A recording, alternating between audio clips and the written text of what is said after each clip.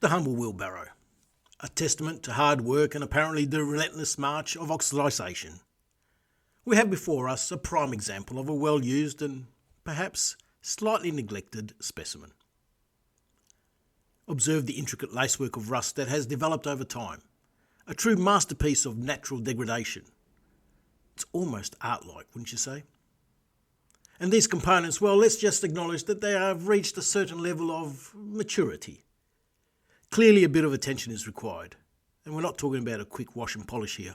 No, this calls for maybe a more involved approach, a complete dismantling, a thorough cleaning, and possibly the introduction of some fresh, untainted metal. It promises to be an experience. Let's see what we can salvage, shall we? And so the delicate dance of disassembly begins. Observe the fasteners, each one a tiny monument to the relentless power of oxidisation. Some, bless their compliant little hearts, surrender with a mere twist. Others, however, well, they seem to have formed a rather unbreakable bond with their surroundings. We will break that bond. Hear that sound? Yes, that's the sound of progress. Or perhaps just the sound of metal protesting its forced separation. For those particularly stubborn unions, we have more persuasive methods at our disposal. The sweet sound of the angle grinder, sometimes brute force, always elegantly applied, is the only language that these aged components understand. Necessity, as they say, is the mother of invention, and apparently also for aggressive metal removal. So let's apply some necessity. And for the truly recalcitrant, a little persuasive encouragement, a gentle tap, a firm nudge, or in some cases, a determined assault with a punch. One way or another, I shall liberate these parts from their rusty embrace. It's all part of the restoration charm. At least that's what my therapist says. And here we have it. The constituent elements of our former load-bearing conveyance, now laid out bare before your viewing pleasure. Observe the distinctive coloration of certain pieces, a rich cloak of iron oxide, hinting at the long and eventful service life. Note also the various shapes and forms, each telling a silent story of strain and resilience. A poignant tale of a wheelbarrow's journey, a window into the soul of a useful but voiceless member of almost every backyard in the civilised world.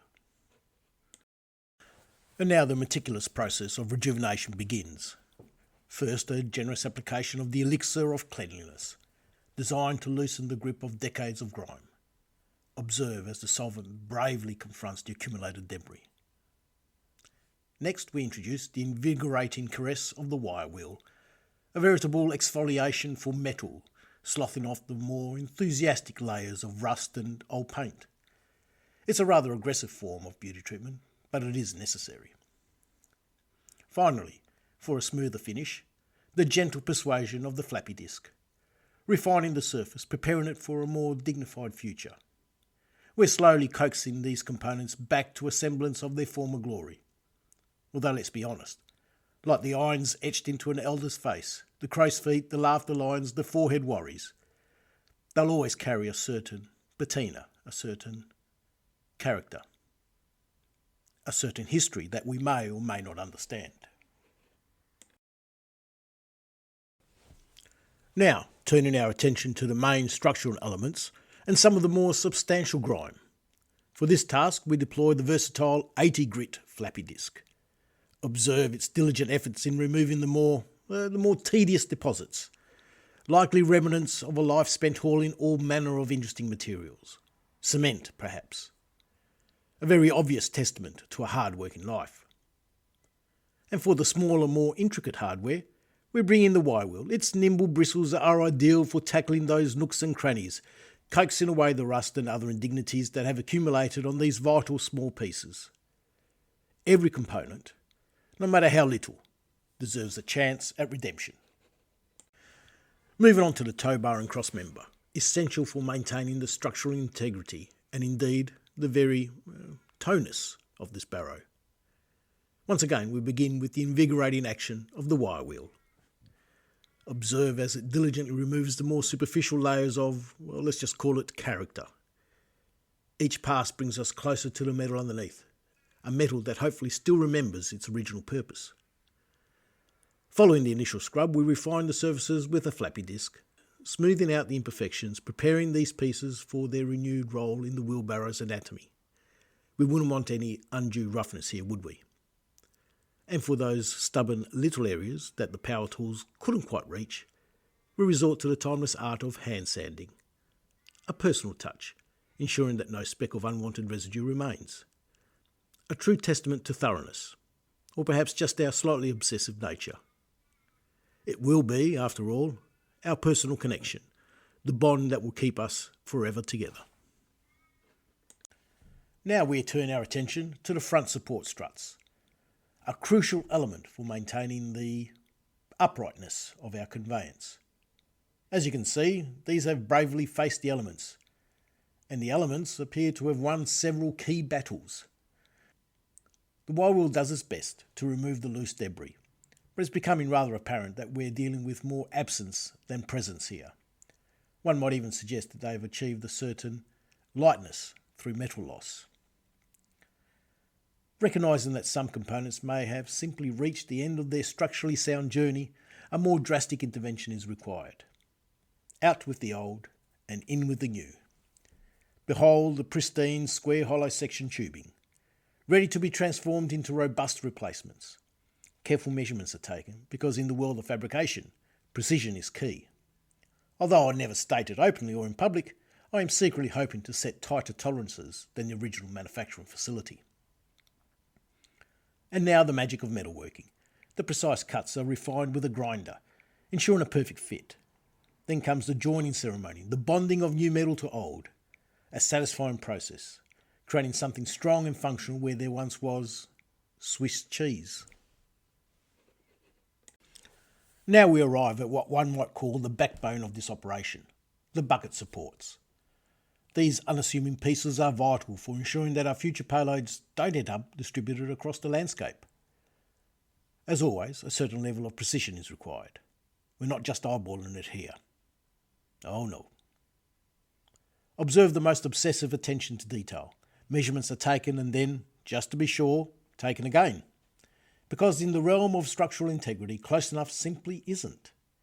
We're chasing perfection, or at least something that won't catastrophically fail under the weight of a few bags of mulch. The construction of accurate templates, a time-honoured method of ensuring dimensional accuracy. And then the crucial matter of angles. 48 degrees, you say? Well, after rigorous testing and deliberation, it appears that 48 degrees is indeed the magic number. A testament to careful calculation, never just a lucky guess, but always refined through diligent effort. And with the measurements verified, the angles confirmed, and the templates meticulously crafted, we are finally ready to commit metal. Prepare yourselves for a confident display of fabrication prowess. After all this preparation, anything less than perfection will be, well, disappointing. And so the moment we've all been waiting for, the transformation of raw material into functional components. With our meticulously derived measurements and trusty template, the stage is set. Note the precision ruler and the freshly sharpened pencil, tools of the trade for those who strive for something approaching accuracy. Now the exhilarating ballet of high-speed angle grinder. Observe the impressive cascade of sparks as the thin blade artfully persuades the metal to adopt the desired form. A truly dazzling display of controlled aggression. One might even call it metal origami, performed with extreme prejudice. A moment of reflection. A side-by-side comparison of our reborn creation with the weary original. A reassuring moment, hopefully confirming that all our efforts are, in fact, heading in the right direction. Any significant deviation would, of course, be entirely unintentional and totally unacceptable. And finally, the star of the show, the welder. This magical device will now fuse these carefully shaped pieces into a unified whole. Gussets are strategically reinforced, ensuring a level of strength that hopefully surpasses the original design. A virtuoso during the welding process. I am an amateur welder. Structural integrity is the goal, even if aesthetic perfection remains aspirational.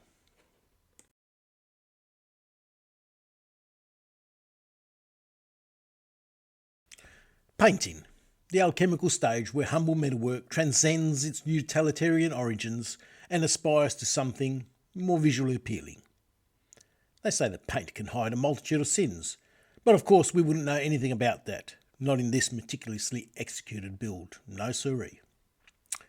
Observe the careful application of this protective coating. Each piece of exposed metal is lovingly embraced, shielded from the harsh realities of the outside world. Think of it as a suit of armour, a comforting blanket, or as some might say, the metal equivalent of the protection offered by a condom. Thorough coverage is key, ensuring protection and longevity and a certain undeniable sheen. Behold, the transformation is remarkable. What was once merely functional is now, like me, functionally attractive. The paint not only provides a vital layer of defences against the relentless forces of corrosion, but also imparts a certain air of professionalism. Yes, this is where the amateur diligent efforts blossom into something that almost resembles precision manufacturing. Almost. And now, the unsung hero of countless journeys, the wheel. Despite our advancements in other areas, the functional principle of rolling motion remains stubbornly effective. A brief pit stop for this crucial component. Let's delve into its inner workings. A quick diagnosis reveals a common ailment, a puncture. Fortunately, a relatively straightforward remedy exists. Observe the patching process, a small but vital repair that will ensure continued smooth rolling. A triumph of simple mechanics over the forces of sharp objects. And with the inner ailment addressed, the reassembly commences. The tie embraces the rim once more, ready to face the world and its various terrains. A testament to the enduring elegance of the wheel. Until we master anti-gravity, this marvel of circular engineering will continue to serve us well. And there we have it, the culmination of our efforts, the scattered pieces of our patient now ready for their grand reunion. Like a meticulously organised flat-pack furniture set from IKEA, all the components are laid out, promising a satisfying, if maybe occasionally frustrating, reassembly process. Now the delicate dance of reassembly begins. Each piece, lovingly restored or newly fabricated, finds its rightful place once more. With the precision that will make even the most seasoned Swedish furniture assembler envious, the wheelbarrow starts to take its familiar form. And for the wheel, a crucial element for smooth operation, we apply a generous amount of lubricant. Enough, one might say, to ensure the silent and friction-free experience, perhaps even rivaling the smooth operation of a particularly busy brothel on a Friday night. We wouldn't want any embarrassing squeaks announcing our arrival, would we? Where necessary, the old tired fixings were replaced with shiny new ones. A small detail perhaps, but one that contributes to the overall feeling of renewed vigour. It is the little things that make the difference. And finally, the plastic tub receives a revitalising treatment with a popular protectant, bringing back some of its useful sheen and hopefully extending its lifespan. After all, it's the cargo carrying capacity that truly defines a wheelbarrow. From humble, rusty beginnings to a state of, well, significantly less rust. Freshly painted and, dare I say it, looking almost eager for its next encounter with a pile of something.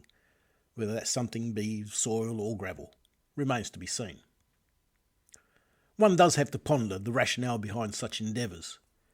Is it a noble quest to reduce landfill? A deep-seated emotional bond with this particular conveyance?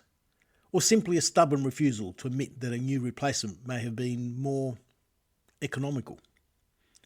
The truth, as is often the case, is likely a rather inconvenient blend of all three.